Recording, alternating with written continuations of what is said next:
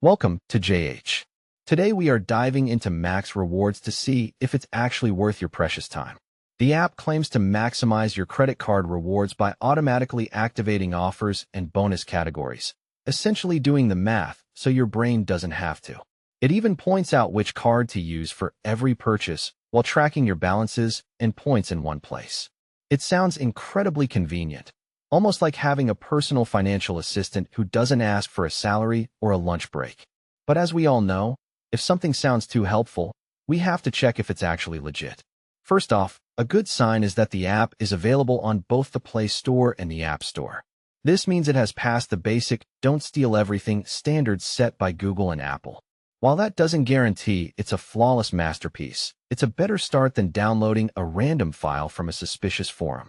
Plus, being on both platforms makes it accessible to everyone, which is a nice touch for those of us who haven't picked a side in the eternal smartphone war yet. Next, we check their social media, because apparently, you don't exist in the modern world unless you have an Instagram. MaxRewards is active on Facebook, Instagram, and LinkedIn, boasting over 35,000 followers on Instagram alone. That's a decent community, suggesting people actually use the app for something other than taking up storage space. Seeing a brand actually engage with its users adds a layer of credibility that a faceless corporation usually lacks, making the brand feel a bit more human and a lot less like a bot. When it comes to customer support, they actually provide an email, a phone number, and even a physical address. It's refreshing to see a company that doesn't hide behind a broken chatbot named Sparky that never understands your questions. We even looked into the people behind the curtain. The website lists the entire team, including founders Anik Khan and David Gao, complete with photos and LinkedIn profiles.